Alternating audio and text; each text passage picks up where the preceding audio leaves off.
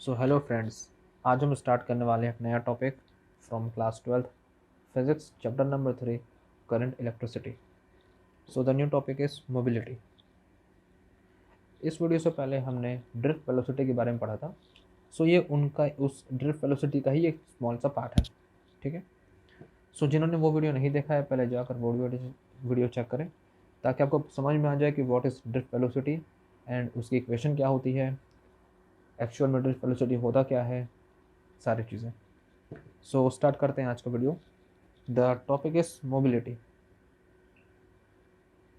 Mobility को show करते हैं म्यू से, इस तरीके से mu. Okay. So mobility is defined as the magnitude of drift velocity, okay, of charge per unit electric field applied. So it is the magnitude of drift velocity per unit electric field applied. Okay, इस तरीके से हम define कर सकते हैं mobility को। सो इसका formula हो जाएगा mobility is equal to drift velocity, which is Vd, divided by per unit electric field applied, means per unit electric field। ये हो जाएगा मोबिलिटी का formula. We know that Vd का फॉर्मूला था electric field into charge into tau by mass. Okay, हमने वैसे total 3 फॉर्मूले check किए थे, बट उनमें से एक फॉर्मूला ये था। सो ये था ड्रिफ्ट वेलोसिटी का फॉर्मूला, एंड ऐसे डिवाइड करेंगे हम इलेक्ट्रिक फील्ड से, जो कि फॉर्मूला में पहले से यहाँ से हमें दिखेगा कि दोनों ही इलेक्ट्रिक फील्ड कैंसिल हो गए। सो मोबिलिटी का फॉर्मूला आ गया E into tau by M, which is charge into relaxation time divide by mass of the electron. Okay,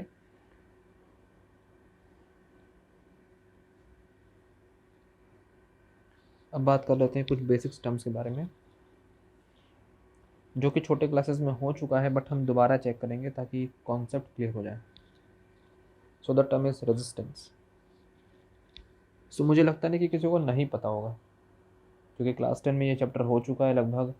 जो बेसिक टर्म्स है वो आप कर चुके हो उस क्लास में, एंड उनमें से एक टर्म था resistance. So resistance is a property of a conductor, okay, due to which it opposes the flow of current through it.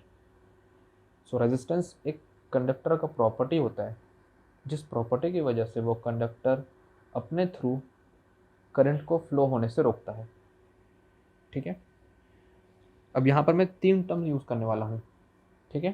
पहला है रेजिस्टेंस, सेकंड है resistor,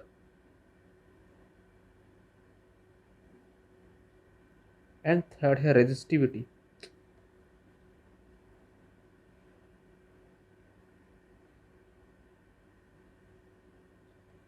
okay, resistance, resistor, resistivity.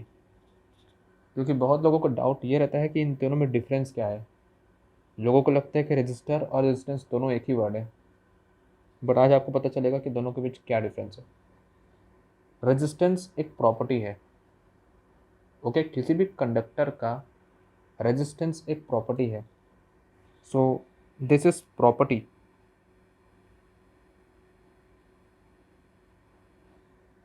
ठीक है।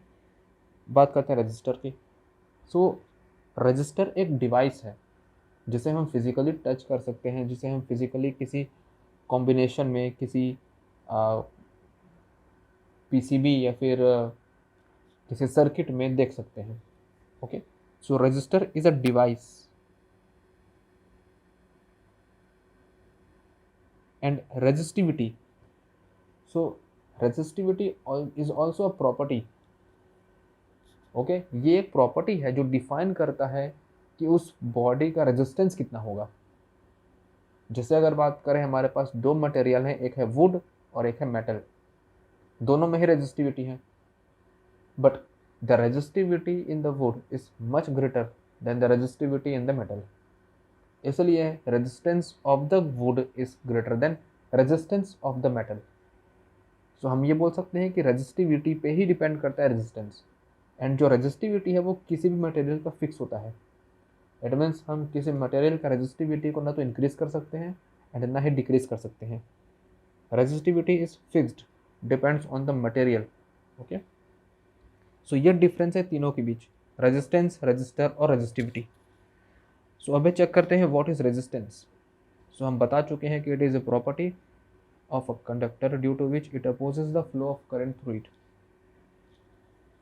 फॉर्मूला क्या होता है रेजिस्टेंस का, V by I. Okay, according to Ohm's law क्या था, V इज इक्वल टू था I इंटू आर। सो यहाँ से क्रॉस मल्टीप्लाई कर देंगे तो आ जाएगा R is equal to V by I, और ये होता है रेजिस्टेंस का फॉर्मूला। किसी भी सर्किट में जब हम ड्रॉ करते हैं रेजिस्टेंस को, तो जो सिंबल हम यूज़ करते हैं वो होता है एक इस तरीके का सिंबल, एक जिगजैग। ओके, ये होता है रेजिस्टेंस का सिंबल। एंड अगर हम ड्रॉ करें वेरिएबल रेजिस्टेंस, ओके, दोनों में डिफाइन कर लेते हैं, मतलब क्या दोनों का, ये होता है रेजिस्टेंस का सिंबल और ये होता है वेरिएबल रेजिस्टेंस का सिंबल। अब चेक करो दोनों में डिफरेंस क्या है। रेजिस्टेंस का एक वैल्यू फिक्स होता है, जैसे हम मान लेते हैं कि ये जो रेजिस्टेंस है ये है 0.2 ओम का। ओके, सो इसकी जो वैल्यू है वो फिक्स होगी, हम इसे इंक्रीज या डिक्रीज या चेंज नहीं कर सकते, ये हमारे ऊपर नहीं है। बट जो वेरिएबल रेजिस्टेंस है इसकी वैल्यू फिक्स नहीं होती, इसकी वैल्यू हम चेंज कर सकते हैं। ओके, सो ये डिफरेंस है रेजिस्टेंस और वेरिएबल रेजिस्टेंस के बीच। दोनों का सिंबल बता चुका हूँ आपको, ये है रेजिस्टेंस का सिंबल और ये है वेरिएबल रेजिस्टेंस का symbol. So its SI unit is ohm and it is denoted as this, ये होता है ओम का symbol. Okay, the SI unit of resistance is ohm. And अगर बात करें व्हाट इज द 1 ओम और डिफाइन 1 ओम, सो यहाँ पर चेक करो कि 1 ओम का मतलब क्या होगा। 1 ओम कब आएगा, जहाँ पर वोल्टेज का वैल्यू भी 1 होगा और जो करंट फ्लो होगी उसका वैल्यू भी 1 होगा। 1 बाय 1 इज इक्वल टू 1। अगर किसी सर्किट में वोल्टेज भी 1 वोल्ट है एंड उस सर्किट में जो करंट फ्लो हो रहा है उसकी वैल्यू भी 1 एम्पियर है, then we can say that the resistance of that conductor is 1 ohm. Okay, so 1 ohm of resistance of a conductor through which a current of 1 ampere flows when a potential difference of 1 volt is applied.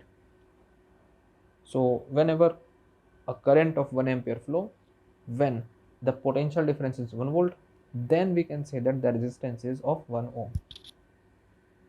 ठीक है, next topic है resistivity.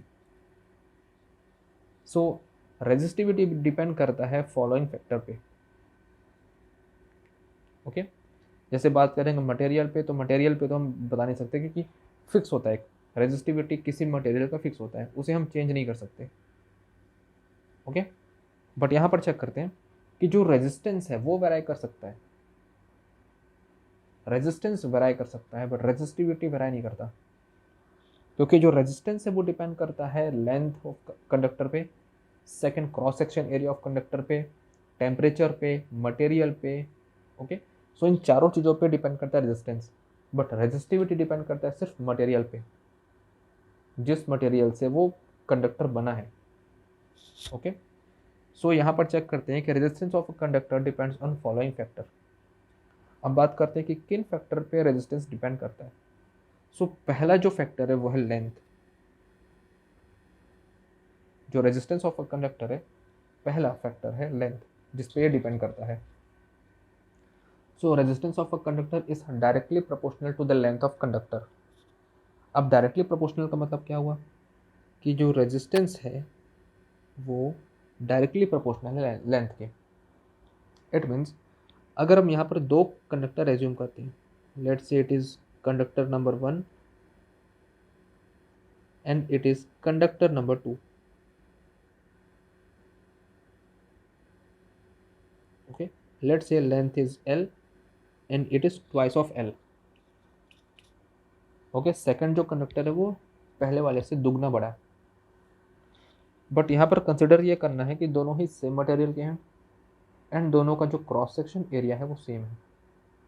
ये condition apply है कि दोनों का material भी same है एंड क्रॉस सेक्शन एरिया भी सेम है, but length is double.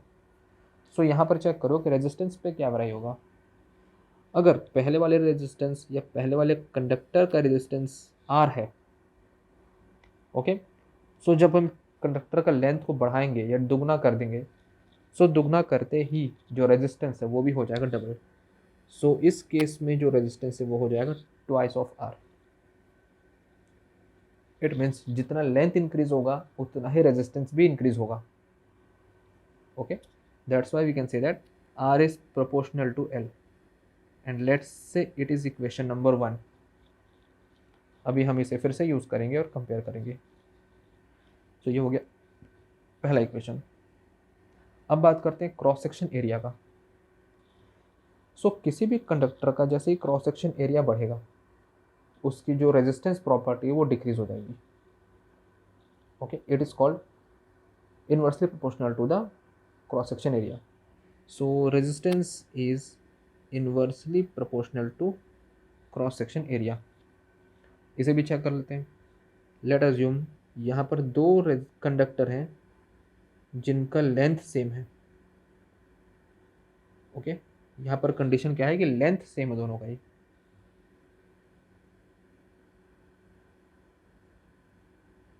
Late me draw it. यहाँ पर एज्यूम करना कि दोनों का ही लेंथ सेम है, बट जो क्रॉस सेक्शन एरिया है वो वेराई कर रहा है। पहले वाले का ए है, सेकंड का है 2a।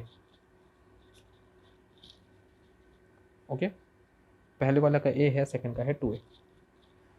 सो यहाँ पर चेक करो कि किसी भी कंडक्टर का अगर क्रॉस सेक्शन एरिया ज़्यादा है सो उसका रेजिस्टेंस कम होगा। अगर हम मान लेते हैं कि पहले वाले कंडक्टर का जो रेजिस्टेंस है वो है 4R। ओके, सो सेकंड वाले का कितना हो जाएगा? क्रॉस सेक्शन एरिया डबल हो रहा है, इट मीन्स ये हो जाएगा 4R/2 विच इज 2R। सो अगर हम किसी कंडक्टर का क्रॉस सेक्शन एरिया डबल करेंगे, ओके, डबल करेंगे, सो उस केस में उसकी जो रेजिस्टेंस प्रॉपर्टी है वो हाफ हो जाएगी। So this is equation number 2।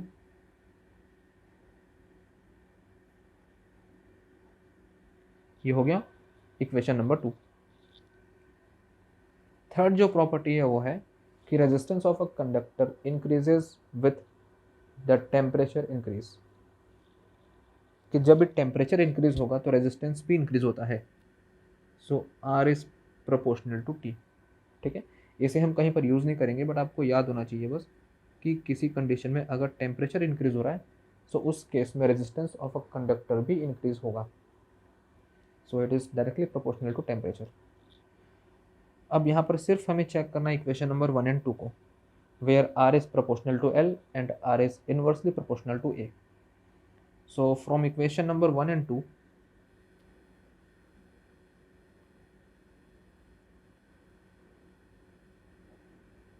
from equation number 1 and 2, R is proportional to L by A।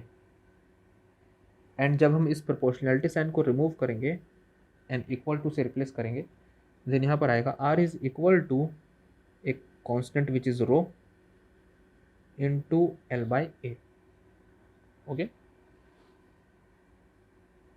Okay, so R is equal to rho into L by A, where rho is the resistivity of a conductor, L is the length of conductor and A is the area of cross section of a conductor।